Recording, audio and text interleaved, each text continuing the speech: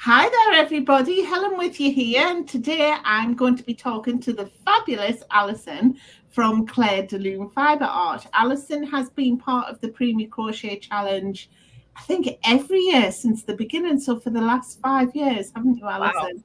It doesn't feel like that, but I think you're right. Yeah. But this is actually the first time we've had a conversation over video. So this is like really exciting. Very special. It is. So welcome, Thank sweetheart. How are you. you doing? Doing all right. It is very hot here in Washington, D.C., so I'm happy to be doing an indoor activity today. So this was perfect timing.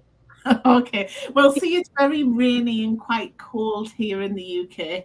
Apparently, we've had the wettest June on record. So, Wow. um, Congratulations.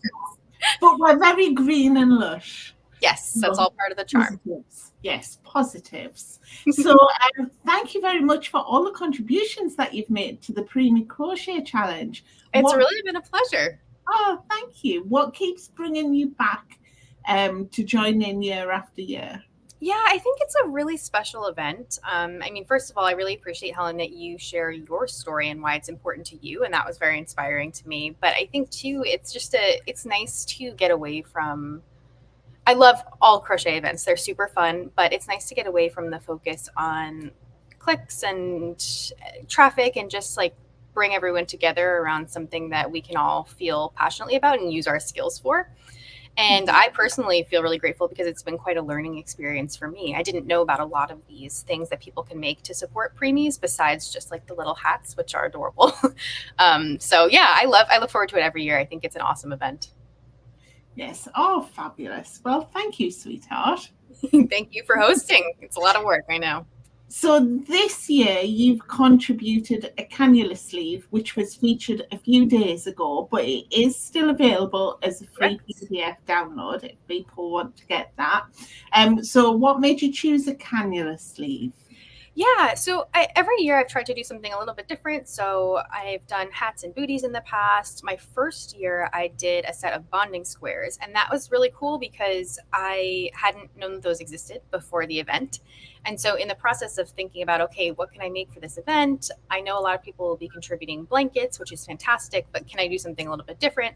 And I learned about them for the first time. So I'll give a brief primer for anyone who's not familiar. They are these small squares of fabric, and it's a pair of them. And they're given to the mom and baby and then swapped at regular intervals. And it's a way for them to share their scent when they don't have as much physical contact as they normally would. And I just thought that was such a beautiful, lovely thing. And they're small. So it's really a small time and yarn investment. You can use your scrap yarn, and it's really meaningful. Mhm. So when I was thinking about it this year, I was thinking, okay, I haven't, what have I not done that would be useful? Try something different. And I started reading about cannula sleeves. And again, it was something I was not familiar with. I knew what a cannula was, but I was also thinking about the ones that go in your nose. Yeah. um, and there are some of those on preemies as well. But Mhm. I thought that these little sleeves were very similar to the bonding squares in the sense of like a really low effort craft you could do with your spare time and your spare yarn. And they had a really meaningful impact on the families of preemies. So basically, they go over their arms so that they don't scratch themselves on the tubing. But what I found really touching was that in some of these articles, I read like testimonials from parents who really appreciated them because they could look at their baby and not just see a bunch of tubes. Like it lowered their stress levels a bit. And Yeah. one person in particular said that they loved that the one that their child had was open on the end so they could hold their little fingers. And that just like really warmed my heart. So that's why I made the one that I did, like open ended. I'm sure there's reasons that sometimes they're closed. But yeah, that was kind of the motivation behind it. And again, I love to just think about good ways to use up scrap yarn. And if you're doing it for a charity, all the better. Mhm. Yeah. And I think when babies have all of the tubes and the wires and things, it can be really intimidating to pick Yeah, up a child. And I think especially if you've already gone through a stage where you weren't allowed to hold them because they were right. too fragile or they had too much equipment attached to them, then suddenly being told, yes, here's your baby, give them a cuddle, it can be Yeah. quite intimidating, especially when they've still got those wires on them. And that cannula sleeve just gives them a little bit extra confidence. Yeah, like a They're not security. going to hurt them. They're not going to tug a wire. Do you know what I Right. mean? Because Yeah, absolutely. being that fragile, They Yeah. just need that little bit of, yeah, it's okay. Yeah, totally. No, I think about even like when I, as a fully grown adult, have a single IV in. I feel like I hold my arm like it's not attached to me anymore. Like I'm afraid to even move it, you know? So to have this little baby with all these tubes, I agree with you. I think it would be nice to feel that there's something preventing you from doing harm by accident. So it's a nice thing. Uh-huh. And the other thing with cannula sleeves is they are so practical. Yes. It's all about the practicalities. So you can make them pretty by, you know, adding maybe some embroidery or something like that to it if you wanted to. But the aim here is to get the practicality so that parents aren't scared to give their little ones that cuddle and start that bonding process with them. Mm-hmm. It's quite amazing, isn't it? It really is. I know. I'm just thinking about it. It must feel so special, especially if you weren't, like you said, you weren't able to hold them at first. To finally be able to do that is so nice. And yeah, I like the idea that, you know, you can make it pretty, but it's really meaningful regardless, even if you just sit simple single crochet square into a tube. Yeah. And it's something that even a beginner can do. Right. Super practical. Yeah, great. It's a great beginner project. And that was actually something I tried to go for with this particular design, is to give it like a little flair, but not to make it anything too terribly complicated. I knew I wanted it to be fairly solid as well, so that there wasn't any like risk of things poking out through holes or whatever. And so I just included like a little ribbing to hopefully help it get over their little arms more safely. Yeah, it just creates that little bit more stretch, doesn't it? Exactly. Yeah, because like you're saying, you don't want to pull on anything. So hopefully that should be sufficient. No, it's fabulous.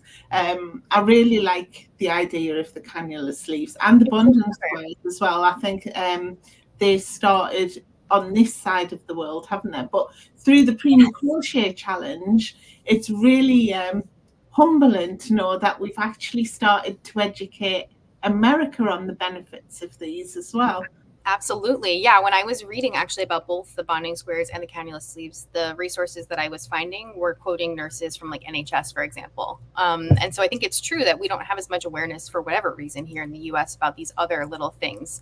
The one thing that was big was the octopi. That had a real moment, I think, everywhere, which they're so cute. So, I mean, I definitely understand why people got attracted to those. Yes.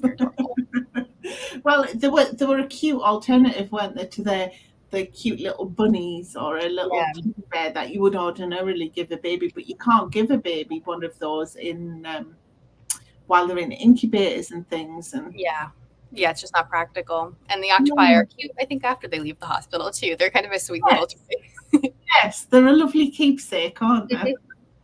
Fabulous. So, Allison, I know quite a bit about what you do as a designer. Would you like to tell everybody that, like, the kinds of things you like to design, and that it's not just your crochet patterns that you do? Come on, tell us it all. Tell all, yes. So one of the things that's fun about the Preemie Crochet Challenge is that I actually don't typically design for babies. We have babies in my family. I don't know why I don't, but and so, you know, this is kind of a departure, but a lot of what I make is adult garments and accessories, mostly because I like to make stuff for myself. And a lot of what I design is motivated by like what I feel like wearing and using. And I do also enjoy doing some homewares. There's actually a wall hanging behind me, which was completely unintentional, but that one's on your blog, I believe, Helen. So you could find that on Helen's blog. It's free. But I also knit, and I love knitting. And so I do kind of the same, I would say the same genres in both crochet and knitting. And I have played around before with the idea of doing like knitting versions of crochet patterns and vice versa. Haven't really managed to motivate myself to do that fully. So if anyone's interested in that, please tell me, because that will motivate me. But yeah, garments, accessories. I do enjoy homewares. The apartment I'm living in right now has really tall ceilings. And so I've been thinking about like, maybe I'll do some sort of oversized giant wall hanging because I have the space. So stay tuned. If I do that, I'm sure I'll post about it. Yes. No. You do have some gorgeous cardigans and shawls in your. I do love a shawl. Ravelry. I'll pop the link there for everybody. If you want to check out Allison's designs on Ravelry and see what she has to offer, that's the link that you'll need. I'll put it in the description as well, so it should be clickable. Thanks, Helen. Yes, and there's on my page, there's a few links to some free patterns that other people have generously hosted on their blogs. So you can check those out first if you want to get a sense of what my patterns are like. Mm-hmm. Excellent. And you use all sorts of thicknesses of yarn as well, aren't you? You're not the sort of designer that says I'm only going to use 4-weight or I'm only going to use finger and weight. Yeah, I completely respect those people for having a brand. Yeah, I can't. I don't know. I think it really depends for me on my mood, and definitely some of my smaller designs are motivated by I have this weird amount of insert yarn weight here. What the heck can I do with this? So you'll find plenty of those if you're one of those people as well. Yes, excellent. And where can people find you on social media if they want to follow you anywhere? Yeah, I am on Instagram and Facebook. Have not been as active lately, but I'm really hoping to jump back into it, and Helen is helping me get there. So I am at Claire de Lune Fiber Art, all one word, and you can find me on Facebook or Instagram with that handle. Excellent.